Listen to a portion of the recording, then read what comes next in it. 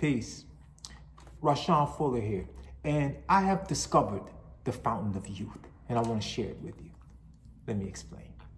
Listen, the cell that makes up this multi-organism that we call our body is immortal. It has no said expiration date. So in essence, we are immortal. And I want to take a little bit of time to prove that and to show why it's even important. Now, I am a certified nutritional wellness coach, and I talk about wellness. That's my thing. I'm often on other sites like Instagram, Facebook, LinkedIn, but I'm bringing my show to YouTube because I want to talk a little more long form. I want to create more long form content. And a topic like this can't be done in a 60-second reel. I want to really hone in on this, and I want to bring it home. First, a little history about me. I have been coaching and I have been helping people with wellness, like how to lose weight in a healthy way, how to eliminate brain fog and gut issues and pain in the joints and inflammation in the body, low-grade chronic diseases and metabolic conditions, how to improve metabolic conditions. And if I'm being totally honest, there's parts of that doesn't settle well with me. Because I didn't come into wellness because I had a health concern. So I was led to heal that health concern, and then that led me to helping others. That wasn't my path. And there's something like the wellness industry, from my vantage point, has taken a turn. It has become this thing where you almost are like scaring people into change. Like you are leveraging the fear that one might have of cancer, or the fear of diabetes, or if one is walking in that space to almost like take the pain and twist it. Do you want to heal from your diabetes? Well, I can help you, not have to, take those meds and help you not. I don't like the way that feels. This is not one of those cleaned up YouTube videos here. This is me shooting straight from the hip. I don't like how that feels. I don't think that is the way toward real wellness, toward real optimized health.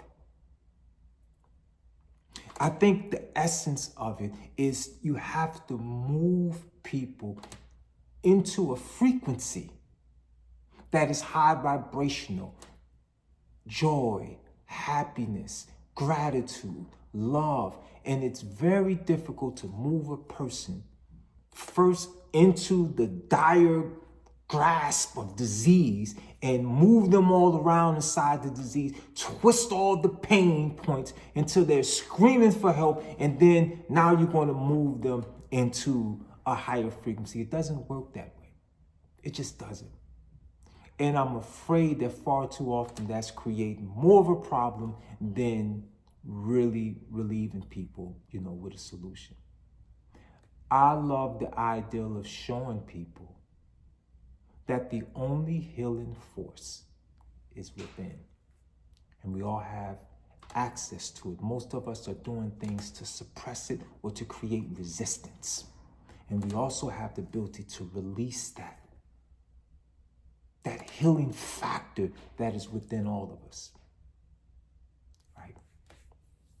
So this ideal of the fountain of youth, this ideal of being immortal, if you look in nature, Wherever you would find a unicelled organism, a single-celled organism, you will never find one that dies or expires automatically.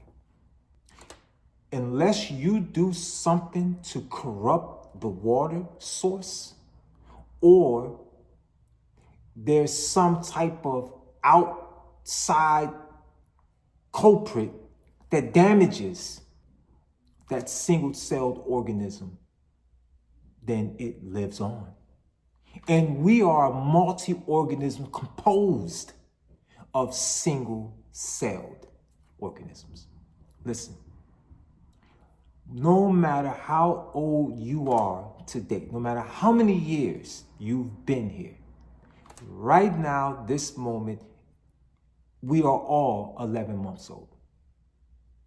All the cells and tissue and organs in your body, muscles, are all recreated within 11 months. Every cell in your body is reproduced, recreated, duplicated, made new within 11 months. This includes bone. So therefore, you are constantly creating a new organism. So this ideal of aging, it's more of a mind that's been put in us than a reality that is God-centered. See, God didn't create decay and death. The closest thing to that in terms of a law is entropy. And every cell that we are made of is designed to beat entropy. It is designed to literally defeat entropy. Because as entropy would go to set in, the cell has the ability to take on the damage and then rebuild itself.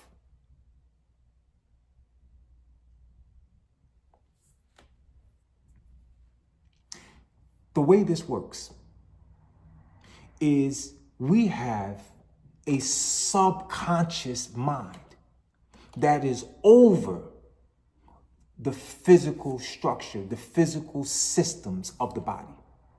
So you can think of this subconscious mind like a master alchemist that is capable of running this manufacturing plant, if you will. And it's able to, as we get worn out in life, worn out tissue, worn out organs, worn out cells, we take on damage. This masterful alchemist in the subconscious mind, symbolically, has access to the universal God mind. And it's able to, as fast as tissue and organs and cells are being damaged, it has the ability to reproduce them, right? Rebuild them new.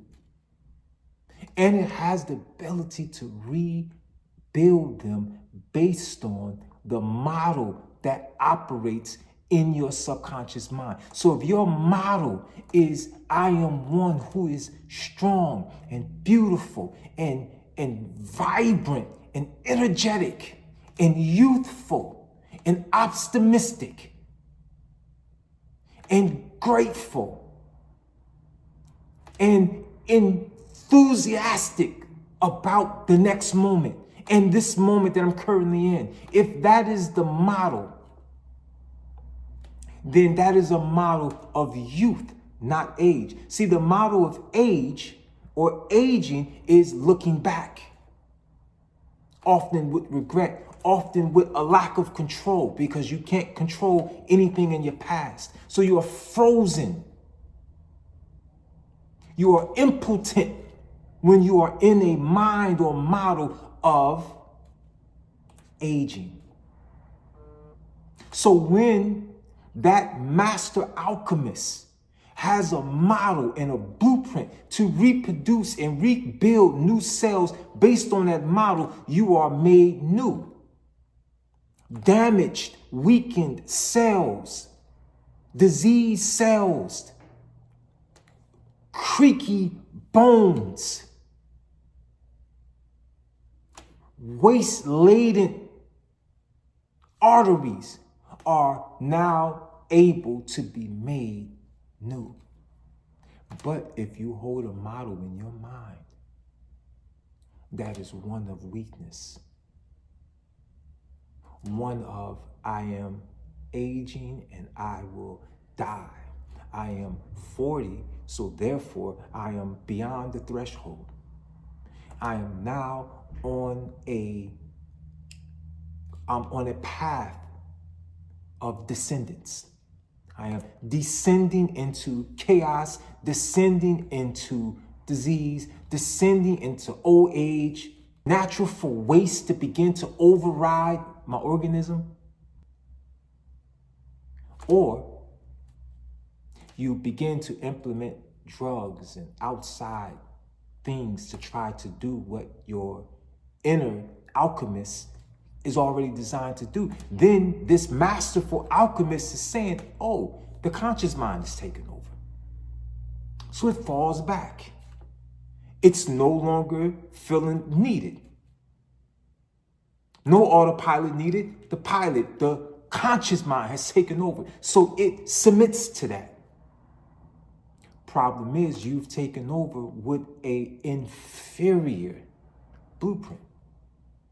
In the early 1900s, I'm going to really bring this home. In the early 1900s, a vascular surgeon, also a researcher, by the name of Dr. Alexis Carrel, he came up with a profound theory, once again, that the cell was immortal. That was his profound theory. Right? So he went, like any theory, he wanted to, prove this theory. So he created in his laboratory the environment. Inside of a petri dish, he put a culture medium, which was a mineral-like substance made to mimic the blood of a chick. And he used a chick heart cell to see how long he could keep this chick heart healthy and alive and growing. So what he did was he took this cell, he created this cultured medium with a plasma that is made to mimic the chick's blood with minerals in it, and he placed this live cell inside of the petri dish. And what he did special was every day he cleaned the waste out of this petri dish. See, a cell is just like us, right? The things that constitute life. All cells are able to metabolize food for energy source. They're able to protect themselves. They're able to reproduce. They're able to eliminate waste. And that waste elimination is what we would call molecular waste. And we don't understand how much the molecular waste that builds up in our body leads to our eventual demise. So what he did inside this petri dish was every day he meticulously cleaned all the waste out of this petri dish. And what he noticed about this chick heart cell is that it thrived. It actually thrived for over 50 years. And at some point, he was done with the experiment, and we don't know how long it would have lasted, but 50 years was how long before the experiment was ended. And at that point, it was still healthy and thriving. And the only thing he did different was to constantly remove the waste buildup.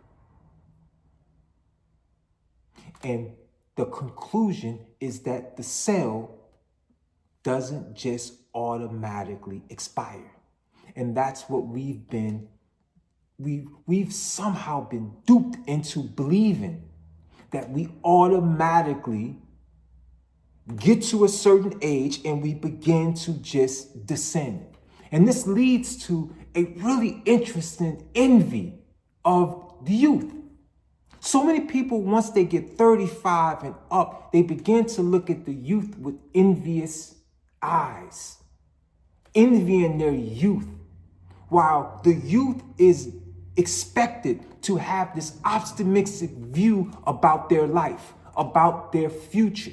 They are still looking to build something interesting, build something significant. But what we don't understand is that is not a chronological age thing. That is a model in the mind. And the beauty is we have the ability to shape that model in a way that allows us to thrive with longevity. I believe this with my whole soul. And I live this. And I'm going to continue to live this with my entire being.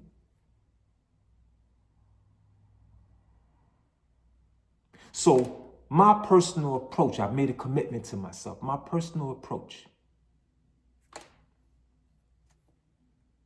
is no longer to inundate myself in this ideal of, once the body has gone into a diseased state. I want to focus on how to thrive.